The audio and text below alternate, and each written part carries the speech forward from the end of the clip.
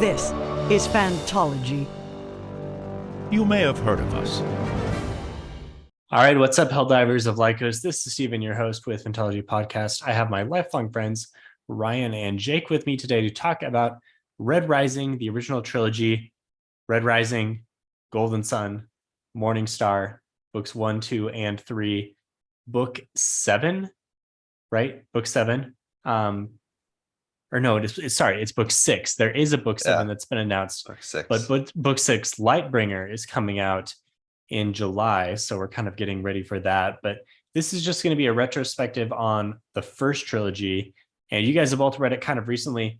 It's been a while for me, honestly, so I'm going to play the role of the uninformed enthusiast of the series. I remember basic stuff, but I'm going to kind of rely on you guys to guide us through a little bit of a discussion of how the series was for you, the trilogy was for you on a reread, and what stood out, and what are your just kind of basic thoughts on the series. So long intro. Let's start with a quick ad break, and then we'll get started. Okay, so you guys read it first years ago, second time fairly recently. What were your second time impressions, or what do you remember from the first time that maybe like surprised you your second time through? So my first time reading this, I remember like starting off like, this is okay. You know, like it does almost feel YA to me. And it did then, but then quickly I was just so enthralled with all the action, and like things happen so fast that you're like, you can't guess what's going to happen next in a lot of places. And it's really fun to just like dive into that action and see like how the landscape, like the political landscape changes. The alliances are constantly like, I don't know, like evolving in interesting ways. So I was surprised at how much I liked it the first time I read it. It was almost like a guilty pleasure read, where it was like, I don't know if this can hold up to the classics in my mind, like Wheel of Time or Name of the Wind or things like that, but it's entertaining. That was my first takeaway. In summary, the second time around, I feel like a lot of that first time charm kind of left, and it was kind of left with like what was left over was more of the seeing more of the flaws the second time around. But ouch. Well, I think I had something positive, Ryan. Well, I think I had a similar first time reading in that I was totally taken by the magic of the story and the characters, and I loved pretty much all of it, and then I stopped after it, even though I believe when I finished it, book 4 had come out. But I was like, you know what? I like the way it ended. I'm not gonna pick up this series until the next trilogy. What I thought would be a trilogy is close to complete, and right. So that's kind of why I picked it up again recently, is because I'm like, oh, the second trilogy is going to be complete. Little did I know it's not a trilogy; it's a quartet of books. So. Classic bamboozle. I was bamboozled. I don't know if that now you have a choice. Once again, you have a choice on the second set of books. It's true. Do you guys know if that was Pierce Brown's intent to write a quartet from the beginning? I don't know, honestly. I don't know. I mean, I guess maybe we just naively assumed it was a trilogy because the first was a trilogy. I don't know. Yeah. Okay. Yeah. I also have not read the first of the new quartet. Yeah.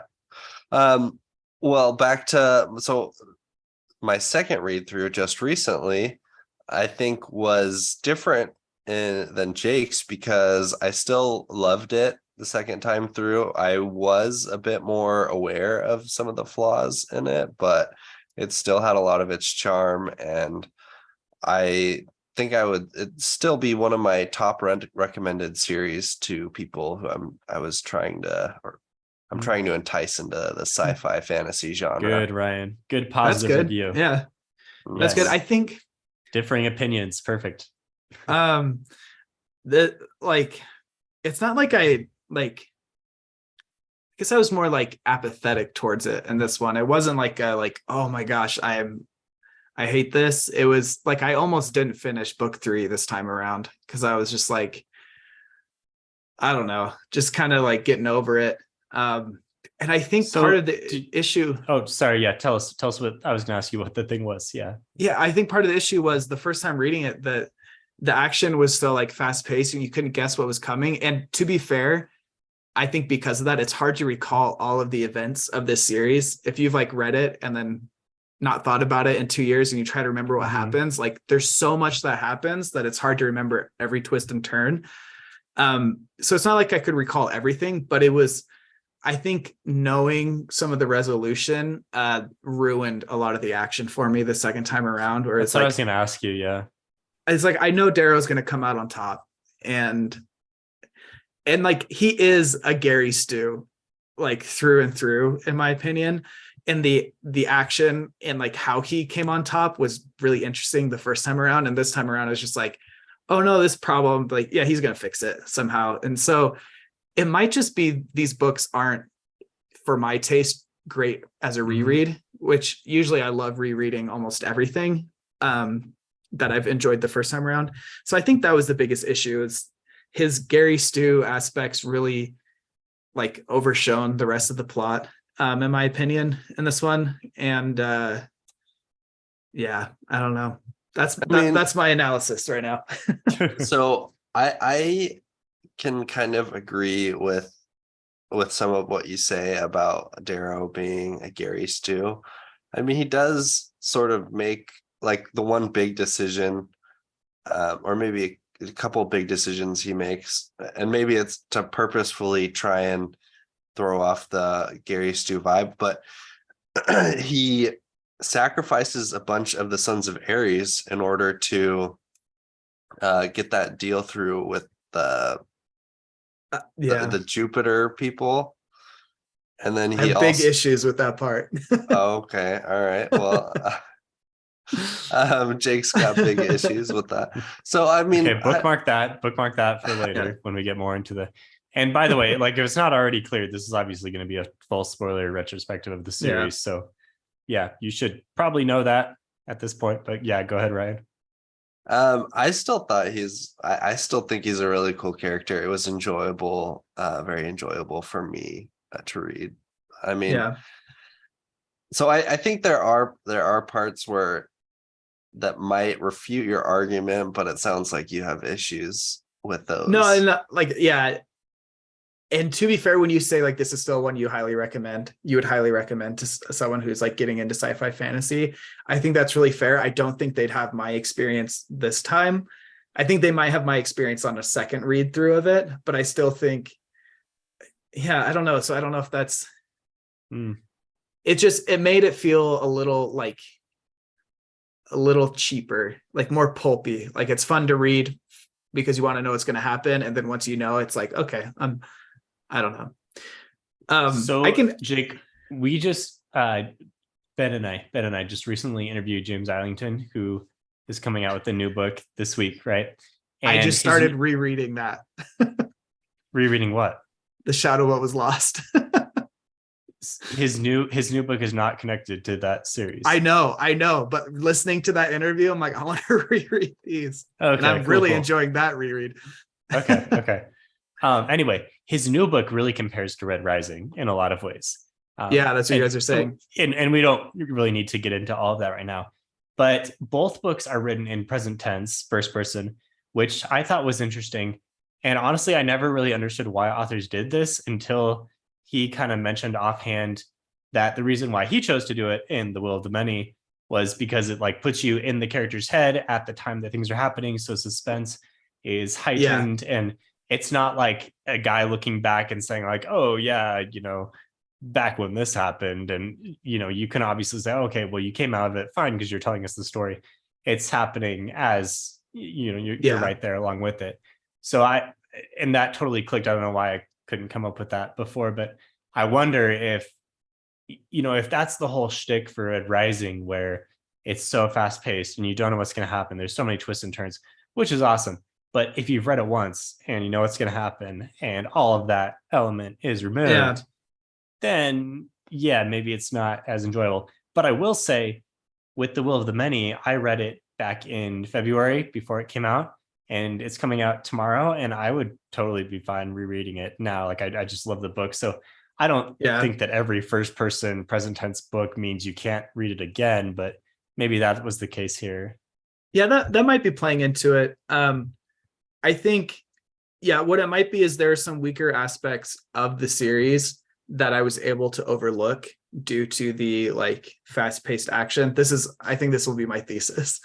And now on a reread, the fast-paced action does not quite make up for some of those weaknesses. So I think they bleed through a little more for me this time around. Going directly to the sacrificing the sons of Ares, that was so unnecessary. You're really stuck on that. Give me a recap, because I don't remember what we're talking about here. So basically it gets to the point where this is like book 3, like halfway through, maybe 3/4 of the way of book 3. Darrow's just defeated Roke. No, he hasn't defeated Roke in Space Battle. He's gearing up to, and him and Roke are like courting the Jovian guy, like the leader of the Jovian planets. I don't know if that's the right word for it. Is that the Telemanus guy? No, Telemanus. This is, I don't know if you remember, there was a moon that was destroyed by the Sovereign to kind of like quell a civil war. She basically just nuked a years planet ago. And so these people are kind of like against the Sovereign, but they're still golds. And so it's basically like you have Roke versus Darrow and this like smaller third faction. And so if Roke or Darrow gets this, it'll basically turn the tide in their favor. So they're both trying to woo them into their favor. And so Roke's position is, hey, we're golds, this guy is a red, and they don't like reds either. And then Darrow's position is like, you don't like the Sovereign anyways, let me, like, his like offer is, you help us, give us some of your fleet, because I have an awesome fleet, and we'll destroy the Sovereign, and we'll just cause this revolution in the Sovereign's area, and you guys, like, we'll leave you out of it, you have your own sovereignty out here. And so part of the deal with that is he's like, I don't think they're going to be convinced, so I'll give up the Sons of Ares in your area. So that way they would be fully rid of the Sons of Ares and those like outer moon areas, which is like a huge blow, like Ryan was saying. But the guy isn't totally convinced after that. So he goes to his next bargaining chip, which once he starts talking about the next bargaining chip, he acts like that was really going to be the thing that seals the deal, is the fact that him and Mustang came up with this ploy to act as if the Sovereign were planning on nuking their moons again. Like they talk about, oh, there's this asteroid that holds a bunch of nukes that are more powerful than the treaties allow for. And like, why else would they have those except in case of a new like moon rebellion, not moon rebellion, but rebellion from those outer moons. And basically saying like, look, they said they're never going to do that again, but they have like the means to, and they're planning on it. And that's what convinces them to join Darrow instead of Roke. In my mind is like, why offer up the Sons of Ares at all when you have this huge bargaining chip that means way more than the Sons of Ares offer? And you're going to use it anyways. Like you had been planning to use it. You had this like ploy set up. You could have just gone straight to that. And like, that would have convinced them anyways. And so the giving up the Sons of Ares, it was acting like, oh, giving up the Sons of Ares is like so hard, but it's needed for this convincing. And then like 2 paragraphs later, but this is really what's going to convince them. And it kind of like cheapened the Sons of Ares betrayal, in my opinion. Yeah, I definitely see where you're coming from. I don't want to get too caught into the weeds on like this in this situation, because it's very micro. But I mean, I think that maybe that it's because the whole nuke thing was a little bit riskier of a play, because it was more of a facade that if they had investigated too closely, So maybe Darrow didn't want to use it and give up that information if he didn't have to. Yeah, I think that's a valid argument there. To me, it just came across as like, oh, this huge loss, and then like, oh, here's another twist, but the next twist kind of outdid the previous twist. So, But I mean, back to your main point is that Darrow is a Gary Stu, and by saying that you mean that he kind of does everything right, and he's like a very like morally white person, if that makes sense. I don't know, not exactly that he does everything right, but he always ends up on top. And I don't know if he's morally white, but just he always gets what he needs. And I know he has some huge downs, like especially at the end of book 2 and beginning of book 3, but I feel like it doesn't make up for all the times that he just comes out on top. I don't know. I think that was a huge point where he's betrayed right when he's on top by his best friend Roke, and a bunch of people die because of it, a bunch of his allies. I thought it was including what's the name of the Razor Master who he follows, the Rage Knight. What is his name? I know. That guy, the guy who trained him in the Razor, and then I remember that guy who lives on the one of the moons. So I think of a Gary Stu or a Mary Sue character, whatever. I don't know if there's a specific definition exactly, but I think of someone who, despite whatever their like background is, they always kind of have the knowledge they need to get out of whatever situation it is, or they have the friendship with the one person who knows what gillyweed is, right? Stuff like that kind of gets you to a Gary Stu type status. But Darrow seems to have, I don't know, I see your point, Jake, but at the same time, like he does do things wrong and there are lasting consequences for them. And ultimately he does come out on top, but like the situation you're describing with the Sons of Ares. So he actually does that. Then he betrays them. He betrays it. Yeah, I mean, that seems like it's going to be a pretty big thing in the future. Yeah, I haven't read in the next trilogy, so I'm not sure. But I've read the beginning of book 4, and it is talked about a little bit. So I think the implications will continue into the next trilogy. He did immediately say, I'd already planned on this and given people like a warning to evacuate. Like they're not all going to make it, but most of them will.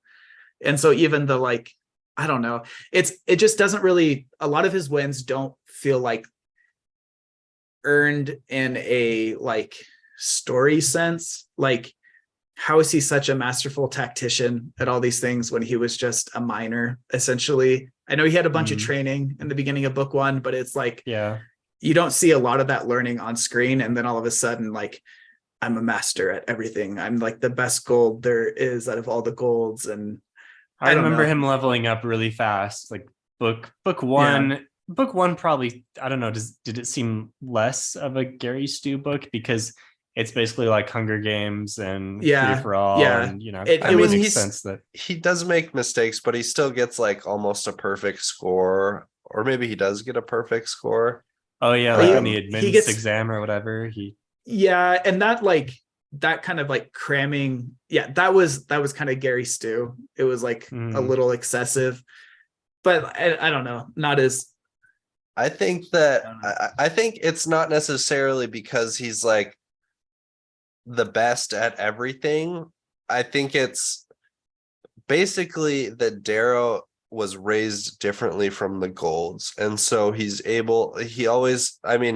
one thing that kind of is like overused is like, I need to shift the paradigm. He's like frequently saying that, like, because I guess he's like thinking outside the box, and Golds, I think that's part of the weakness of their society, is that it's perpetuated on the same like thinking, and in their mind the thinking makes them strong because they've lasted for so long.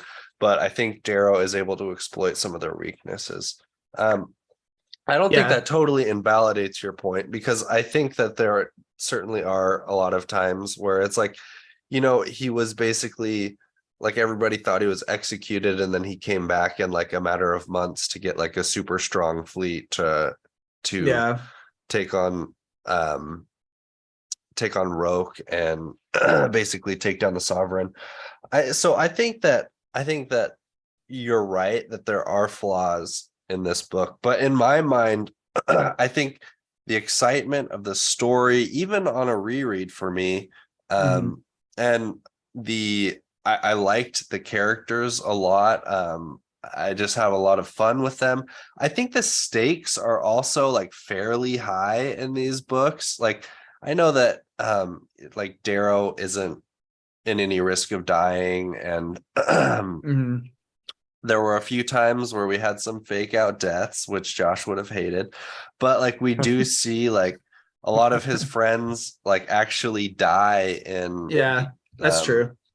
it throughout. And like Ragnar dies. That was surprising. I had forgotten that, I but that was remember. No, surprising. I remember Yeah. The Ragnar death. That was sad. Yeah. So I think that those stakes help make it feel new and exciting. Cassius, one of my favorite characters. I think it's just very interesting, like their dynamic, how they go from being best friends, but there's this whole thing, where Darrow literally had to kill Cassius's brother in the beginning. I think that was like Yeah. very interesting and different from like so many other, like where Darrow like brutally kills somebody like right there in Yeah. the beginning in order to fit in. You're almost like, oh my gosh, how's he going to get out of this? But he doesn't. And to top it all off, That always.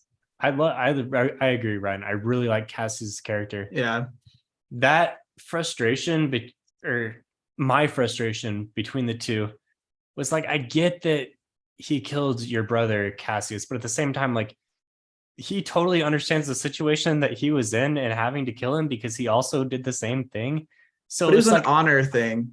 yeah, I don't know if you like forgive him, but at the same time, it just seems, I don't know. I struggle with that because it I seems think like he should be able to, I don't know, come to some kind of terms together. I mean, I I was think kind of he the finally opposite. does at the end.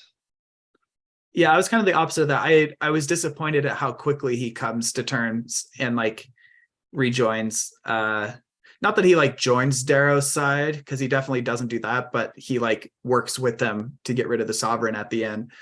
I thought that happened a little too quickly. You do have a nice scene in book 3 of them talking while Cassius is his prisoner, and like they're kind of reconnecting.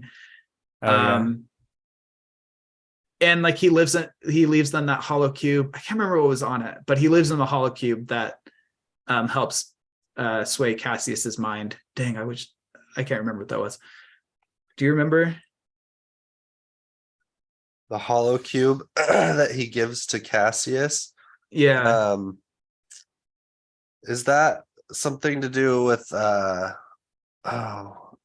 is it the Sovereign? Oh, was it the Sovereign sending I think, or the Jackal executing his family, like, and all the kids or something, I think all the so. Bologna Yeah. family, Yeah. which they had blamed on Darrow. Yeah. Yeah. Okay. It makes more sense why he switches then. I'm fine with that then. I really like that. I agree. I think the books get a little weaker as they go. Going back to what we said before, I think his thinking outside the box and how that helps him win makes a lot of sense in the first book, because his strategy is to not dominate the other houses. It's to create a like free house outside of their system. And because they don't think that way, like I totally get how that disrupts. I just don't think that thinking is really showcased, and it doesn't like translate to well to the scale of it doesn't galactic war. It's more like I'm thinking outside the box and not really showing how, like, why that's as effective. But I like the Cassius like conflict there. When I was reading, I forgot like, oh, this happens in book 1 when Cassius abandons him and like be like they get in that feud. I was thinking that happened later, and it was interesting to see, like, you could tell. Yeah, I I don't. thought the same thing. That's Yeah. so weird. I thought it was like happened like at the end of the first book or something. Yeah, And but so it's I like was halfway through, surprised. maybe. Yeah. But I really like it. I like the idea that I think it makes sense that Cassius is like, yeah, like I loved you as a brother and maybe still do, but that's why I hate you so much, because of this like betrayal. And like, I think there's a bit of honor and just emotion behind it. Like, yeah, it's not like super logical, but It's interesting think it makes because sense. Cassius is like against Darrow, not necessarily like when he learns that he's a red, it doesn't necessarily change the way that Cassius feels about Darrow. It's like he can kind of like, I don't know, see past the caste system, and but it's like how Darrow treated him like directly, you know. Yeah. That affected Whereas him. Roke is different in that like he was totally bought in to the caste system, right? Like he truly believed in it and thought it was the best thing for society and for humanity. And like I think he did betray Darrow mostly because of what's her face's death, but I think he would have betrayed him. Like he wouldn't have supported him once he found out he was a red anyways, I don't think. Yeah, I agree. That just shows, I think that the books have great antagonists. You know, you have like Nero out Andromedus, or not Nero out Augustus, who is like phenomenal. I mean, you think that he's gonna be like the almost like, you know, worse than the Sovereign, but he ends up just getting killed by the Jackal, who's another amazing, scary antagonist. You have the Sovereign, who is also like very logical, has remained on top, but ultimately kind of like became her father and like succumbed to his same weaknesses. But the other thing that we're also forgetting is and maybe one of my favorite parts of this is I love Darrow and Mustang. I think their romance is great, and I liked it too, Ryan. So I was a sucker for that. Okay, I have another critique coming in. All right, let's hear it. I totally get Jake didn't like it. I totally get their romance. I don't think it makes sense to happen so quickly after his wife dies and he goes on this crusade because they killed his wife, and so quickly, I don't know, like those feelings begin to like appear there. I don't think that makes as much sense. I think it'd be more realistic for him to see her as a tool to use in book 1, and then maybe book 2 start to feel for her. I could see that, but yeah, I mean, I think that's, I think that might be good. I think a good attempt was made with her singing the whatever that song was that his wife sang that got her killed. Like, I think that was a good attempt to like tie that in and like kind of meld his feelings for his for Ao with Mustang. But I don't know. And I don't know if this is like simultaneously a critique and also like a compliment of the book, is that it makes sense that once he's like lived such a bigger life than he lived when he fell in love with Ao, that he would like start to feel differently about her. Like finding out that she was pregnant, like I liked how they talked about how like that gave him more complicated feelings towards her, like that she didn't just sacrifice himself, she sacrificed his like child as well. And like how, and like understanding that like Ao's dream of the world isn't the same as what he thinks it should end up being at the end of the like the day. And like that complexity was great, but I also think they left behind his attachment to her too quickly. Yeah, I think that there is an argument to be said for that. But I think that it's interesting. It kind of shows how much Darrow like grows with how he reflects back on Ao. And I think that it's really well written that by the end of it, I don't know if Darrow loves Ao anymore. Yeah, and I like that evolution there. I think it happened too quickly in the first book, but the evolution afterwards, I think, was really well done. Going back to what you said about all the villains, I think a good, like, this is something I didn't realize till you're saying that, but a really strong point in this series is there are so many different characters and they all feel pretty different. Like there's not a lot of like copy paste this person and into this person, but on that side of the team, you know what I mean? Like it's not like, oh, this is the Jackal of the good guys, and this I guess Severo's kind of that, but not really. But you know what I mean? Like there's not like, here is this archetype on the good guy side and this archetype on the bad guy side. Like everyone feels pretty different with different motivations and personalities, which helps explore the world in a less black and white manner, even though it is pretty black and white, just in the sense of like, obviously the gold society is bad and needs to be like replaced. But yeah, but I mean, it's not entire. I think Mustang helps you see that it's not entirely bad. yeah, no, right, and that's what I mean. Like, even though like the plight of it is like, no reader is going to be like, well, I don't know, maybe the golds are right, they should just keep like abusing all the lower colors. Like that is like clearly not something a reader is going to take away from this. So even though there is that like black and whiteness that way, there is complexity to it at large. Like you can't just like expect like, oh yeah, burn everything that's there and then replace it. Like that is not, you need more nuance about it, which Mustang brings a great perspective that way. And even Roke does, I think his vision is flawed, of course, but it's good to see his perspective of it. Well, I mean, I think everybody's vision is flawed, right? Like Mustang thinks mistakenly that she can kind of change the government from within, but the sovereign is basically just like kind of manipulating her to her will. Darrow thinks he can change it to, or just like totally overthrow it and things will end up okay. Without the help of any golds. Yeah. And, you know, Roke thinks that things just need to carry on how they are. It's the best that they can do. So I think that's kind of cool that like, you know, everybody's vision is flawed and that there does end up needing to be some sort of compromise in the end. Yeah, that was pretty well done for a book that comes across more superficial than that. It really has some depth to it. From our discussion here, like you guys are reminding me of a lot of like pretty deep ideas and characters here. One last critique I'll put out there. I think it's good to talk about any critiques you have. I think the main critique I already covered is just that the fast-paced action wasn't as engaging this time, so it let me like view more of the weaknesses.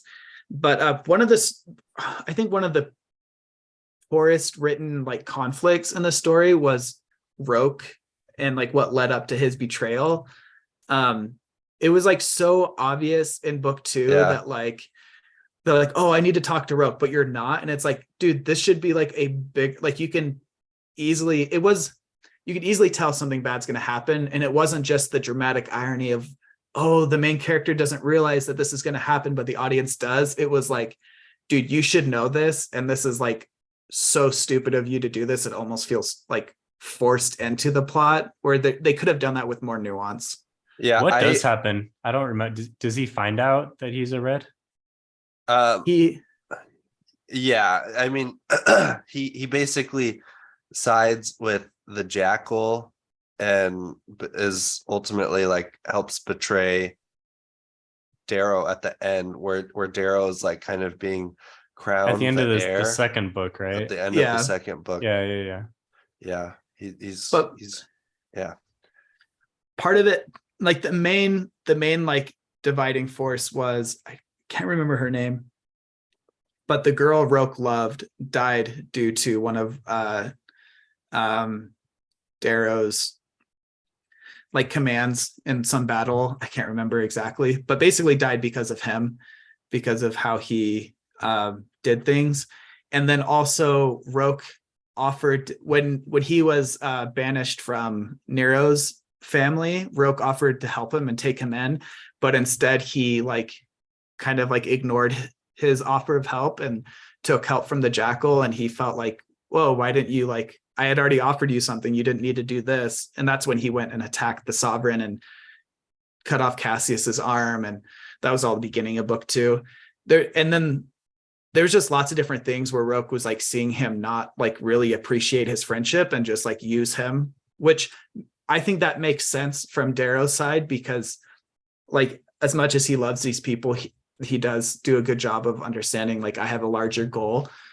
But it was just multiple times throughout the book, it was he in his own head was like, I need to talk to Roke about this, or Mustang would say like, you need to talk to Roke, like, and it was just like too obviously skipped when there should have been more attempts to like repair it, or like stronger reasons to betray Roke's trust, I think. So I agree that it's written in a way that makes it very obvious that Darrow is kind of like sacrificing their relationship for other things when it would be like pretty easy to fix. I liked I liked the idea of like what happens. I just think that it should have been written in a way that was a bit more subtle of like which way Roke would go. And it should have been either an obvious intentional sacrifice, like Darrow more like, I know this is going to ruin our friendship, but I have to do this, or much more subtle, like you said, like little things over time, and him being more oblivious to the effects they're having on Roke. And then when Roke, Steven, just to catch you up, then when Roke found out he was a red, he was like, oh, that like it kind of, I think everything kind of clicked for him. He was like, no wonder he like is just using us. He's a red, like he's like subhuman and like is just bloodthirsty and will kill us all kind of thing. And I think that was like one of the last tipping points for him. But yeah, those are my 2 cents with that. I think either, like you said, it should have been more subtle leading up to it, or it should have been an intentional, I'm breaking this tie for the greater good kind of thing. So I think that was probably one of the weaker plot points that had a big effect later on, because that's what like brings him to its lowest point at the beginning of book 1 or 3. Sorry.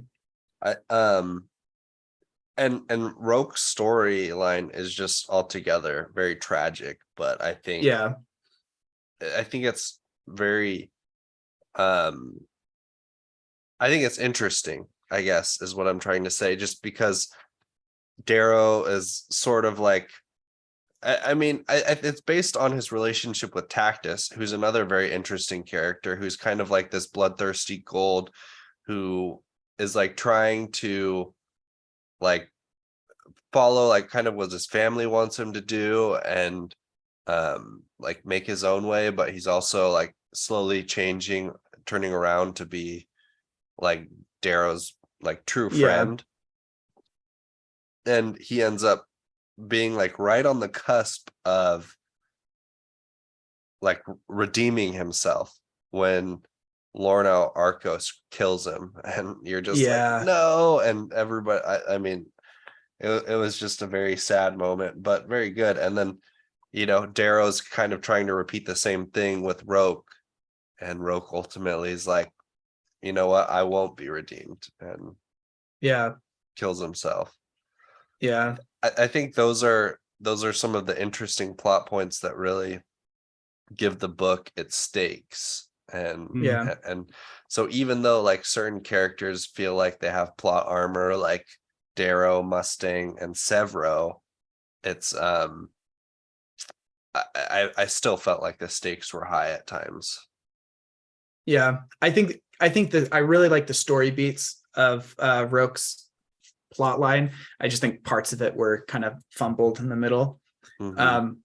One flaw I do have with the present tense thing, Stephen, which I didn't think of till like you explaining that. I was thinking about it during this discussion, is like at the end of book 3, you have this is just one example of it. You have this scene where it looks like Cassius kills Severo, and like is going to like but like turn in Darrow and Mustang, but then that's a fake out. Severo wasn't really dead. He had like faked it so that way they could get in closer. And like using that present tense I feel like it doesn't really work when like you're getting his emotion like, oh, and then he killed Severo and like he's acting like he's sad about it, but like he knows that Severo's alive. So you shouldn't have that like shouldn't have that like immediate reaction of like, oh no, but you need that for the audience because you're trying to pull off this. It makes it very hard to hide things from the reader that the protagonist knows. Yeah, without like doing things that don't really make sense. Yeah. You know, but so you can't do the old like, and we went to go make the plan and we're not going to tell you what the plan is until we dramatically reveal it at the but most they do opportune that time. But it happens a lot in the series. It does happen quite a bit. Yeah. So I think that's a little, again, one of those weaknesses I didn't notice the first time around, but now this time I'm like, I can nitpick a little more. But okay, that's a good point. I'll have to watch for that in future present tense books. I think Ryan, honestly, after rereading these, I was like almost DNF'd the trilogy. Not really excited for book 4. I'm like definitely going to read something else before book 4. But I think Ryan, you've bolstered me back up. Not to first time read around levels. Maybe not to the same level you're at, but I'm more excited to continue the journey now. Hey, I mean, you get a first time read in the next books. That's true. Yeah. Yeah. Let's hope that they're exciting enough to carry you through. I mean, what can an author do though to make something? I mean, I guess it's just like not have other flaws. So it's like not have flaws that are hidden by the excitement of the book, so that on your second read through, when you're not as carried along by the action, there aren't flaws that are as apparent. Just write a book with no flaws, and then you do better. I'm just kidding. Okay. Do better, Pierce Brown. Get good. I think this would be a really cool TV show or movie. Yeah. Oh yeah. Yes. Yeah, I think definitely. So. It would do so well for like an episodic nature, because every episode could end in some sort of cliffhanger or like twist. There's so much that happens. Yeah. How did this? I guess the series is a little too new to have been caught up in the dystopian craze of like the early 2010s when all those movies were getting made. I don't know when it came out, but I started reading it probably around the time the second or third Hunger Games movie was in theaters. I could be like a year or so off, but it seems like around that same era. So maybe there was more fatigue for the genre. Or maybe they're like space that's going to be more expensive to make. So a little bit more hesitant. True. Yeah. A way bigger budget to make it look nice. Yeah. I mean, this would have been a lot nicer to have than like Maze Runner or Divergent. Like, did we really need those movies? But I mean, the Divergent movie, they didn't even end the series, I don't think. I think they did like book 4, part 1, and never part 2. I think so. I have a coworker who really liked them, and he's like, I know they're not the best movies, but I liked them. And he's like, and I was so frustrated that they just didn't finish them.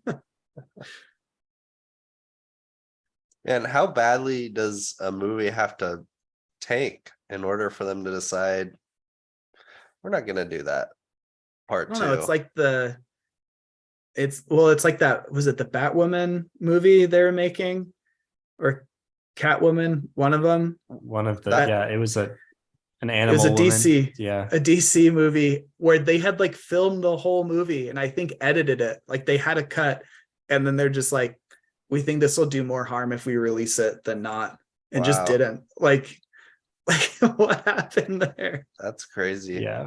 There's some drama going on behind the scenes on that one. Yeah, I think eventually we'll get some kind of adaptation because he's continuing to write in the world, and there is a lot of popularity for the series, and that will just continue to grow as more books come out. I have no idea what the long-term plans are, but if you have 7 pretty successful books that are still seeing a lot of engagement, this just screams TV movie. Like it's made for that. You just have to get, I don't know, like the right director or something. Yeah. He's hinted that it's been like picked up by one of the major studios, but I'm sure it's at least been they've done like the initial pickup. Yeah. Well, I'm glad I convinced Jake a little bit. That makes me feel proud. I do agree that there are quite a few flaws, but I still think that it's like one of my favorite modern science fiction series. Yeah, I mean, you got me excited to reread it. I haven't decided if I'm gonna reread or just kind of like try to build off of this momentum and get some summaries and read book 4.